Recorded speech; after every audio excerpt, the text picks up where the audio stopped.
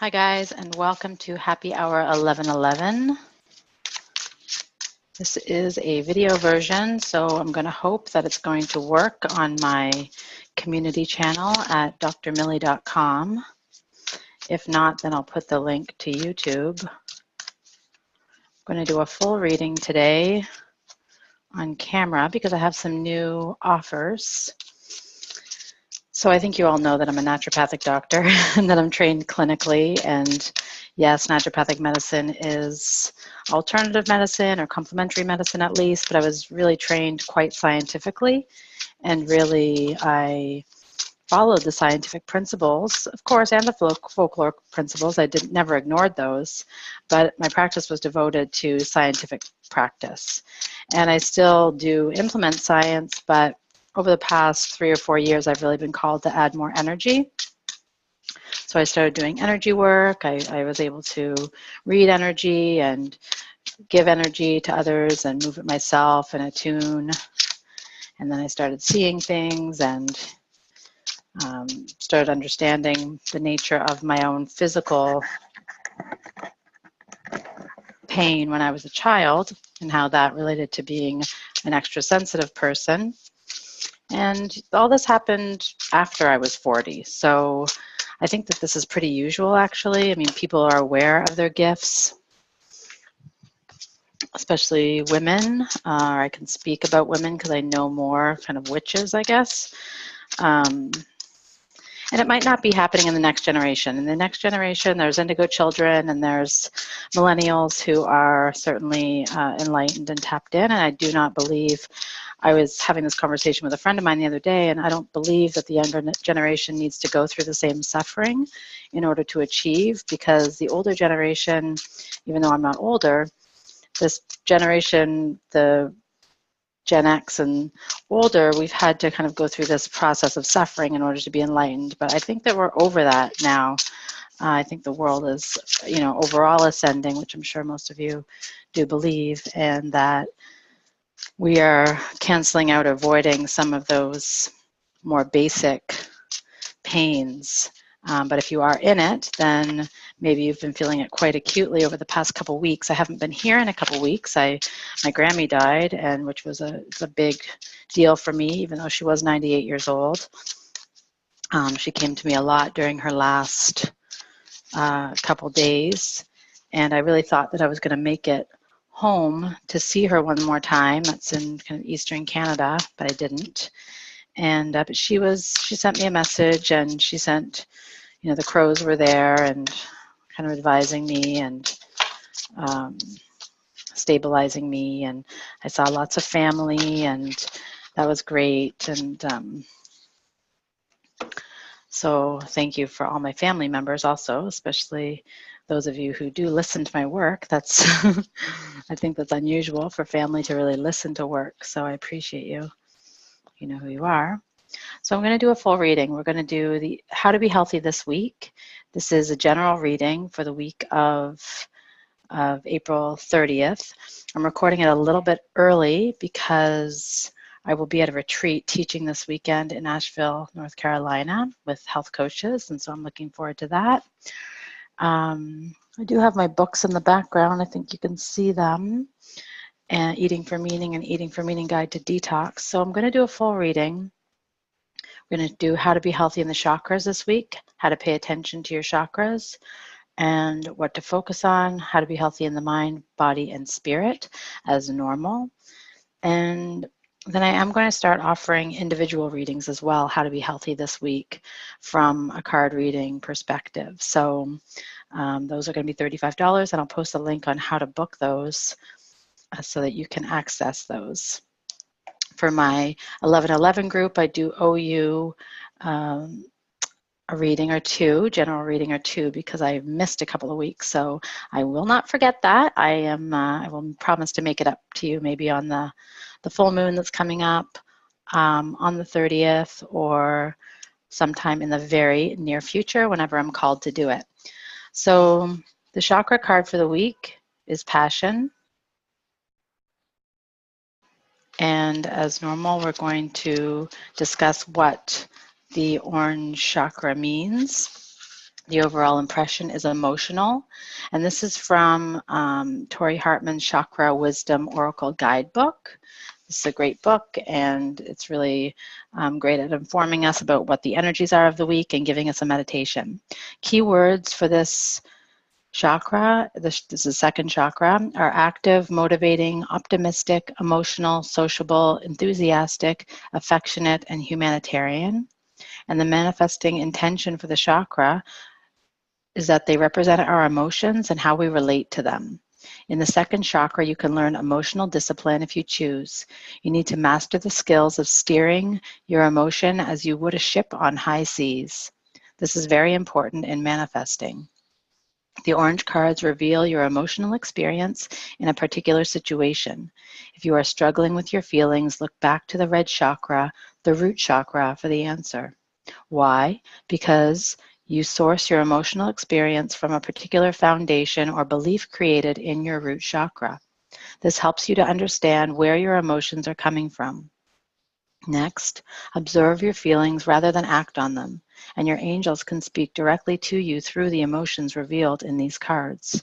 However, you must stand fearlessly and observe your emotions. If you can do this, you have begun your journey into manifestation.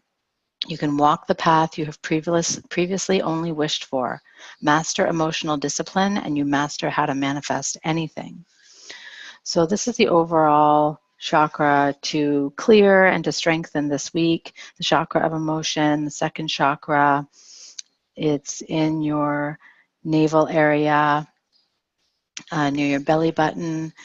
And so just be aware. You can also wear orange this week to ground this chakra, or red if you're feeling like you're struggling with your emotions this week. And this entire reading is a meditation more than a reading. So however you like to be comfortable, if you like to meditate sitting, or if you like to lie down, be comfortable. Don't fall asleep, but definitely feel free to go into trance if you're in touch with how to do that, or theta activity in your brain waves. So the Passion card is the Princess of Amber. Quietly sizzle and shine. The legend is that the Princess of Amber spends her time volunteering. No person or task is beneath her. She loves her subjects and looks after them like a loyal servant. When the newspapers criticize her, her family begs her to behave more like royalty. She refuses. The people hold a free election, and to the surprise of the aristocracy, vote for the princess as their new leader. Inspiration for this card. You are correct to feel passionate about your position. Follow your instincts, for you know intuitively what is right for you. Personal inquiry. Are my daily actions supporting my real passion? What am I willing to stand for? The key ideas are following your passion, being authentic, taking a stand for yourself, being acknowledged, feeling ostracized by family and friends, being emotionally centered, strong feminine energy, and a happy outcome. The key words are passion, bravery, and royalty. So our passion can be put aside, and oftentimes when we feel like we need to make money and instead of be true to ourselves, or if we feel we need to please other people or to maintain relationships, whether at work or personally, with our family or with our lover or our spouse or our children, we feel like we need to bend over and overextend ourselves. Oops, sorry, shook the table. Overextend ourselves in order to maintain maybe the love or the support that we're used to from others. And all that is conditional love. So that is not how to manifest your own passion. That is not how to seek happiness or balance yourself and root yourself in your own true energy. So the meditation is to ask yourself the following questions. What is my greatest strength? What are my challenges? How do I serve others? How can I serve myself? What represents love in my life? Close your eyes and invite the Princess of Amber to take a walk with you. On this walk, you might notice things on the side of the road, in your peripheral vision, up in the sky, or knowledge or wisdom might drop in as if it's been airdropped to you as an epiphany. Princess Amber might tell you something. What does she reveal to you? Take note. What is my greatest strength? What are my challenges? How do I serve others? How can I serve myself? What represents love in my life? Close your eyes and invite the Princess of Amber to take a walk with you. What does she reveal to you? You know, pain can result from suppression of one's passion. If you feel that you have a calling towards something, if you've always wanted to do something, and you're suppressing that, or you're ignoring that, or you're making up a reason or excuse for why you can't do that now or why you've never done it, then that can cause pain, that can cause illness. And certainly that is a deep root of stress and unhappiness. And so this is the week to figure it out.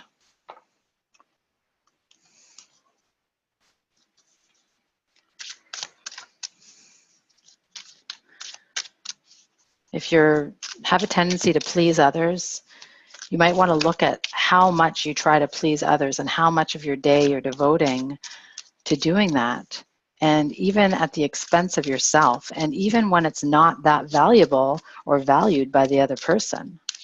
You might be in a negative pattern where you're just giving away your energy, or you're wasting your time, or you're distracting yourself or diverting. So if any of this sounds true to you, I'm just going to plug in my computer. If any of this rings true to you, then this is the week to make a small change towards yourself. How to be healthy spiritually this week. I'm going to pick a card from Daily Guidance from Your Angel Oracle Cards Guidebook by Doreen Virtue. This is the card. So how to be healthy spiritually this week is to notice the signs.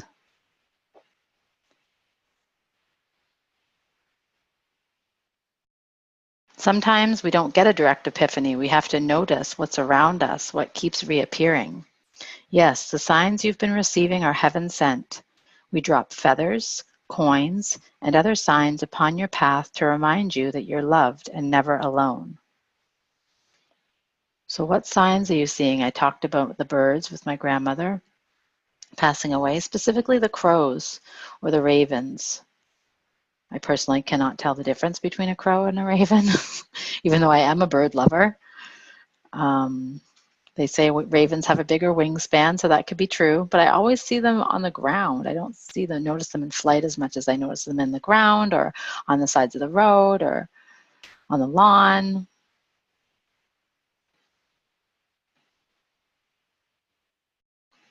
One time I had a vision that a crow was leading me to my grandmother. This was before she passed away.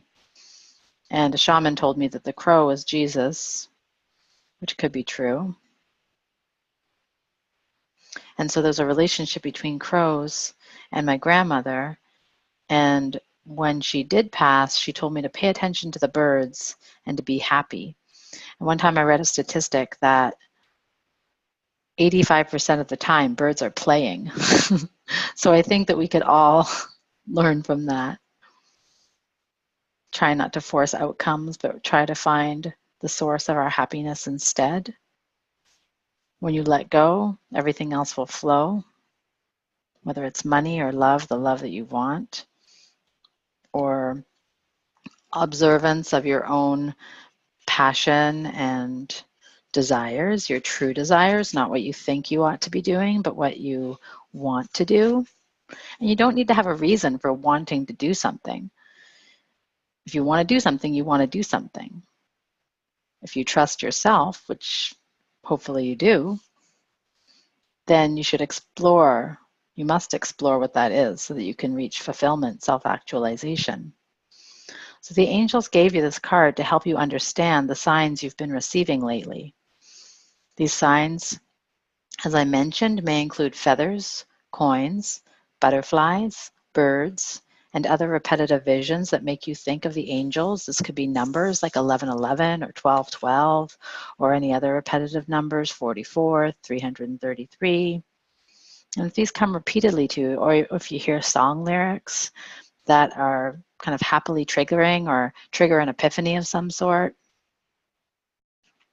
think of the angels who have deliberately sent you these signs to let you know that they're nearby, protecting, loving, and guiding you. Additional meanings for this card are your departed loved ones in heaven are saying, hello, I love you. Notice and believe in the repetitive signs you receive as validation that you're on the right path. Have faith. Follow the signs that are guiding you to your heart's desire.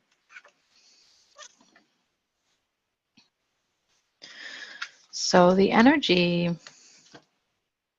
for this week is to look out for number one, but not in a bad way, not in an egotistical way or an arrogant way, but in a very gentle, kind of deep and reminiscing way, soul-searching way.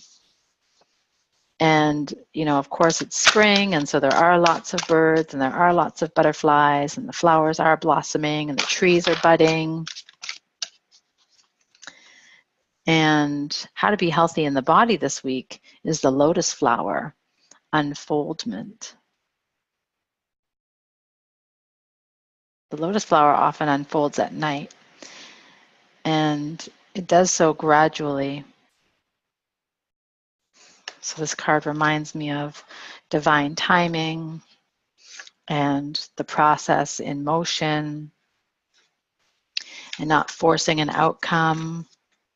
You know, our society is not set up for us to be healthy. Our society is not set up for us to pay attention to ourselves. Our society in the industrialized era, and even when it comes to the history of religion, is to control us and to have us become worker bees and enslaved to the production of the economy. Now, I'm not saying, of course, that we need community and we need to be contributing to society, but we need to be doing this based on our passions and by our strengths and our gifts, not based on, you know, what job we can get or what we fell into. Now, there's interesting timings to that. I'm not saying that we need to belittle that or discard that, because that can be a part of our mission and part of our path, and we never want to toss anything away. Our previous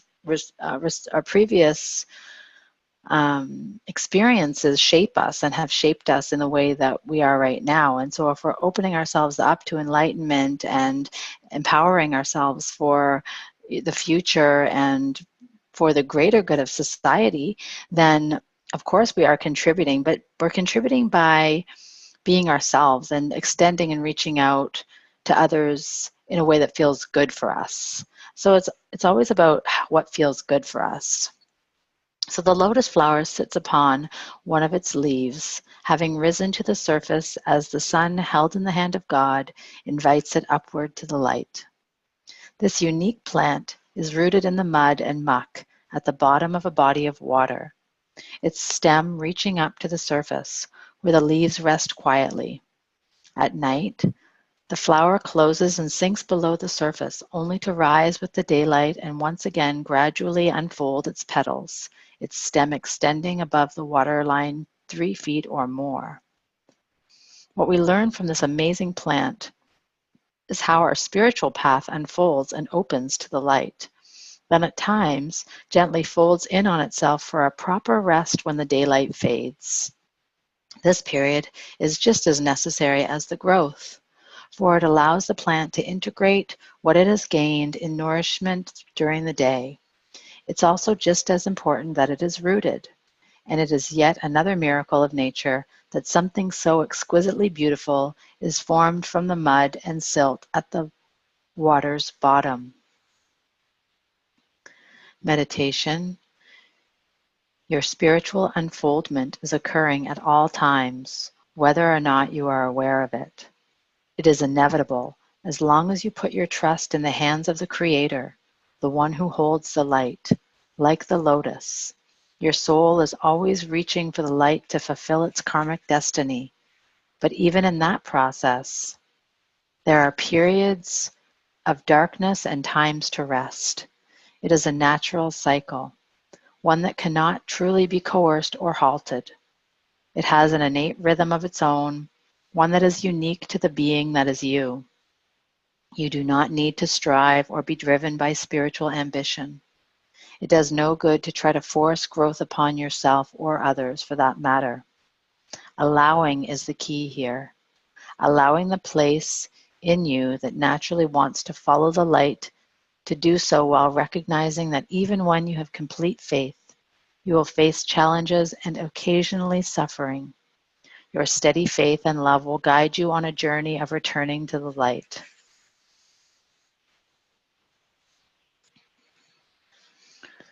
And so this week, that's how to be healthy in the physical body. And so even though it's quite a spiritual card, we do need to root ourselves in our strengths and in our confidence and in our faith this week.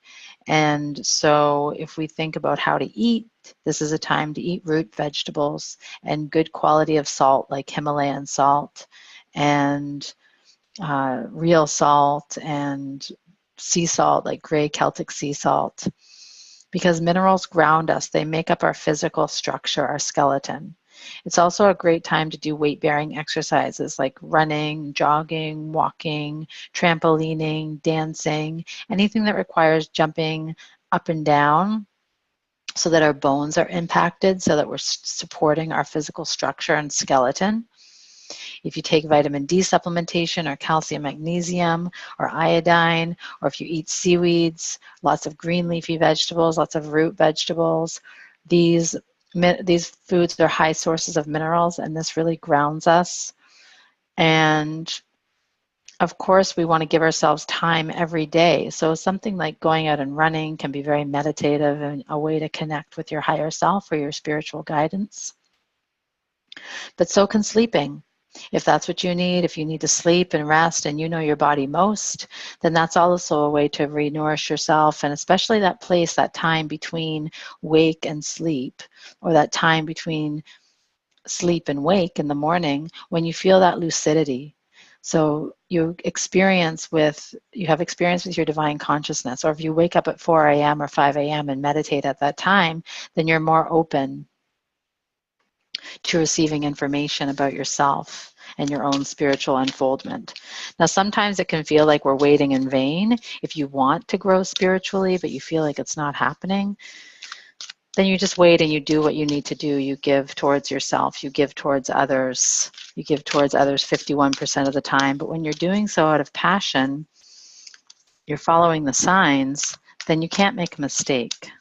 And you don't have to worry about the measurement. You just have you're not keeping track. God is keeping track, or Spirit is keeping track. And there's no need to force yourself as long as your intention is good. Your intention is pure. So I went to a Baptist funeral. My grandmother's Baptist. And they talk about, being a good person is not enough. They say that you have to follow, the commandments and the rules of God. And I'm not saying that there's not repentance that we have to do, and prayers, I don't exactly know what they are in terms of our salvation, so to speak, because I think everybody is saved as long as we get ourselves to a place of relationship with the divine. So, and then that's up to our own soul, which continues into the afterlife to also work on it and be worked on, to be healed or to be in purgatory, if that's the way we want to put it, or to have a difficult time crossing over, or just to cross over very easily, like my grandmother did, and join my grandfather again. And so how to be healthy in the mind this week is to be happy, happy. Card number 26, 8, it's enlightenment. And that's what we're all seeking, is enlightenment. And we're waiting for it. But we can't just sit and wait. We have to actually be in action, especially when we're called to be in action. But if we're called to rest and to sleep and to nourish ourselves and to spend time with loved ones and to hold a baby or to pet a dog, then that's also what we have to do, because that becomes part of the process of grounding ourselves. And to hang around with people that make us feel good, or be with ourselves, not rely on people all the time. And so the external meanings of happy, happy, obviously, are joy and contentment, a sense of fulfillment, a feeling that all is well. The Oracle's message for this card is that your desires are effortlessly fulfilled now. Find joy in the present moment, whatever is happening, and be satisfied with things as they are. You're free from the shackles of longing and able to experience the liberation that comes from actually being happy moment to moment. We can always find an excuse for why we're not happy right now. If it's worries or something that we feel is pressing that clouds our ability to be happy, but that's not true. There can be stressful things going on around us, and we can still choose to be happy. And that is a personal choice that we all have. It doesn't mean being oblivious or suppressing realities or anything. It's just a matter of how we choose to live, where we choose to be, where we choose to put our focus. So if you're able to experience the liberation that comes from actually being happy moment to moment, then you have chosen happiness over yearning for it, which means I will be happy when this happens. I will be happy when I get a new job. I'll be happy when I get to move. I'll be happy when my car is fixed. I'll be happy when I have $20,000 in the bank. I'll be happy when I have a kid. I'll be happy when, if you're conditionally happy, you're never going to be happy, because you're always going to be, because that's a pattern that you have to be waiting for the next thing. In order to be truly happy and expect to be happy with anything that you have, which does not mean to stop yearning and to not pursue things or to not look for, more and a better life for yourself. It's simply to adjust your attitude and find out the root of your happiness, not suppress it, move towards it, take little steps towards it, and change our outlook so that you know that everything is coming to you. That is your purpose and your mission of this life, is to have a complete fulfilling life. Now is the time for feeling joy for the sake of joy and experiencing contentment. None of this is because of something outside yourself. Your happiness is a result of your being at one with Spirit's plan for your life. All is well. The tide is in for now. Enjoy playfully splashing in it. The relationship message is that there are moments in a relationship when you just feel good about whom you're with, and you know that your heart is wide open to befriend, to love, and to care for another without wanting anything in return. This is the kind of happy that you just want to share. The appearance of this card in a reading tells you that joy and contentment are here now, not somewhere else or off in the future. The grass is greener right where you stand. Be grateful and delight in your relationship, and if you're seeking one, be happy now. Happiness attracts more of itself like bees to honey. If you're seeking prosperity, then this is a time to take pride in your accomplishments. You're doing good work, providing exceptional service, and are well compensated for it. The world rains gratitude upon you, and you're happy with the results of your efforts and creativity. Isn't it amazing to consider all that you've done? Remember your partnership with Spirit in this moment too. Your soul has always known you could accomplish anything if it has brought you joy. Now, if you're not feeling happy, if you feel that this is a challenging time for you to be happy, if you're feeling extreme sadness or resentment or anger or isolation, or if you're simply feeling blah, or numb, then lighten up, because this is the time to be ridiculous and silly. See the world through the eyes of a clown, and don't take yourself or any situation right now too seriously. Have fun, be playful, and make laughter the order of the day. You'll be surprised by how everything just seems to fall into place when humor leads the way. Being happy and lighthearted is a wonderful icebreaker. And if you have to watch a comedy show or go to a comedy show or look up jokes, the kind of joke that you really like, not politically correct ones, just jokes that you like that make you happy. I like Newfoundlander jokes. I don't know if they're politically correct, but the way that it twists the logic is really funny to me. Nothing against Newfoundlanders, I love them. But the humor is hilarious and they know it too. And so whatever makes you happy, whatever makes you laugh, if that's getting in touch with your inner child. What did you like to do? What really made you laugh when you were younger? When's the last time you laughed? What did you laugh at? If you have a friend who's really funny, who makes you laugh, who makes you feel like you're having a good time, or if you need to do exercise in order to get in touch with feeling good, or dancing, or trapezing, or with plants, or anything that makes you feel that humor is a means to an end. Being happy and lighthearted is a wonderful icebreaker. Life is meant for play as well as work. Again, back to the birds. For laughter as well as tears. For celebration as well as focus. Spirit wants to sparkle through you today. Smile and enjoy each breath and each moment. Miracles lie in the silly things today. So I feel like this is a message from my grandmother to be happy. She communicated it to me the day after she passed away. And there's no reason for sadness. Even when life ends, there's a celebration on the other side, celebrating that wonderful life that the person had, and the next life into the afterlife, and beyond that, how they reincarnate and where they go.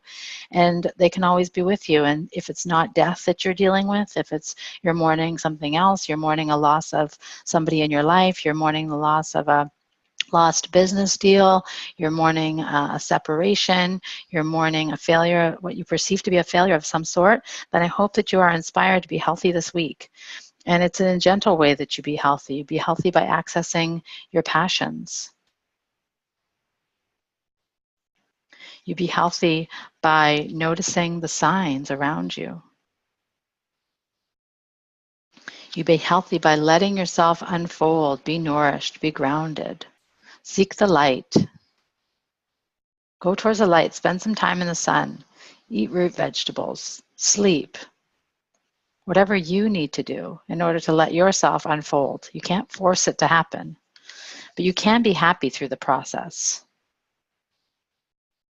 Tell somebody a joke, make somebody else laugh. That'll also make you feel good. So again, I will be offering individual meditation readings on how to be happy. If you would like to purchase one of these individual readings, they are $35 and they're available on my website. I'll put the link. So I hope to do a reading for you. Otherwise, if you would like to join the community, if you're not part of it already, it is $11.11 per month. And I invite you to join that through the link below. All the best. Blessings.